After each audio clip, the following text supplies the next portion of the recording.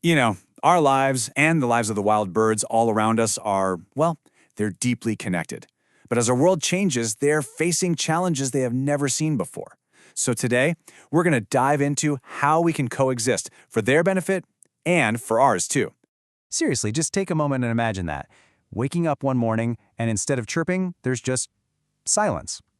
A world without birdsong would feel pretty empty, and it really highlights just how much is at stake here. And that really gets to the heart of it, doesn't it? This isn't just about saving the birds for their own sake. It's about realizing that our own well-being is tied up with theirs. Their presence makes our world better in so many ways, from controlling pests to, just making us happy with their songs. To really get a handle on where we are now, we've got to look back. Our relationship with birds isn't some new thing. It's actually a story that goes back thousands of years, and man, has it changed over time. If you look back, you can see our relationship has always been evolving. In ancient Japan, birds were these amazing figures of myth and poetry. Then, during the feudal era, they became our partners. Swallows were welcomed because they ate pests, and crows were seen as divine messengers. Fast forward to the agricultural age, and we started domesticating birds like chickens for food. But today we're in a totally new chapter, a much more complicated one, where we're all just trying to live together in these crowded urban spaces. Okay, and this is where things get tricky. Our modern world, with all its concrete and technology, has accidentally created a minefield of dangers for the birds that live right alongside us. And so many of these threats are just side effects of how we live. These concrete jungles we build don't leave much room for nests or natural food. All the noise and light at night completely messes with their navigation. And then you've got the really direct dangers: cars, windows, even our own pets, and all the plastic trash that ends up in their environment.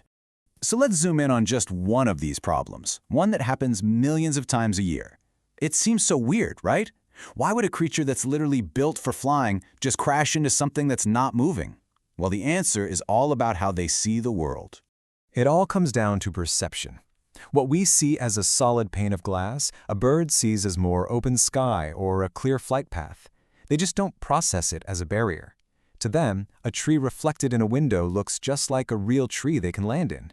And at night, the lights inside our homes can create this confusing and often deadly trap. It's a tragic misunderstanding, and get this, it's estimated to cause up to 1 billion bird deaths every single year in North America alone. It's staggering. Okay, that sounds pretty bleak, I know. But here's the good news. The solutions can start right where you live. You absolutely have the power to turn your own little corner of the world into a safe haven for birds. And the steps are actually pretty simple. A bird feeder can be a total lifesaver, especially in the winter. Just make sure you keep it clean so they stay healthy. A shallow dish of fresh water, that's like a 5-star resort for them in the summer heat. And if you skip the pesticides in your garden, you're not just keeping them from being poisoned, you're protecting their natural food source, insects. All right, this one's a big one. Our pet cats, as much as we adore them, are incredibly skilled hunters. I mean, it's estimated that free-roaming domestic cats kill billions of birds every year in the United States alone. So keeping them indoors is honestly the single best thing you can do to protect your local bird populations. Some of these species are actually endangered because of this very threat. And hey, remember that whole window problem? Well, the fix is actually super simple. The whole goal is just to break up that reflection. You can use special decals or film, or honestly, even just a few strips of tape. Anything that sends a signal to an approaching bird like, hey, solid object here, can save a life. It's that easy. Now, what you do on your own is powerful, for sure. But when we start working together as a community, that's when our impact really explodes. So let's look at how we can scale this up. Our local parks, they're critical habitats, so supporting their preservation is huge. Joining a community cleanup day directly removes dangers like plastic bags and bottle caps. You can even speak up for smarter city planning, pushing for things like bird-safe glass in new buildings. And supporting trap-neuter return programs for stray cats is another amazing way to protect wildlife on a much bigger scale. And here is a really cool way you can help, and it's something anyone can do. With some apps on your phone, you can become what's called a citizen scientist. Every time you spot a bird and log it, you're providing a crucial piece of data. All that information is absolutely priceless for researchers who are trying to track populations and figure out migration patterns. You're literally helping to draw the map that guides conservation work. How cool is that? So, after all these practical steps and solutions, what does this all really boil down to? When you get right to it, it comes down to one simple but really powerful idea. This quote just says it all, perfectly. It's not about us being these all-powerful guardians looking down on nature. It's about remembering that we're all in this together. Birds aren't just background noise. They are fellow inhabitants of this planet, and they deserve our respect and our consideration.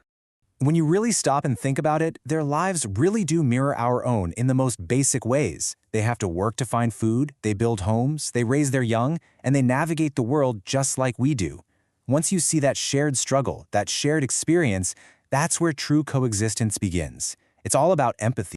So, as we wrap this up, I want to leave you with this question. It doesn't have to be some huge life-changing thing. Maybe it's just putting one decal on one window, or adding a little dish of water to your balcony.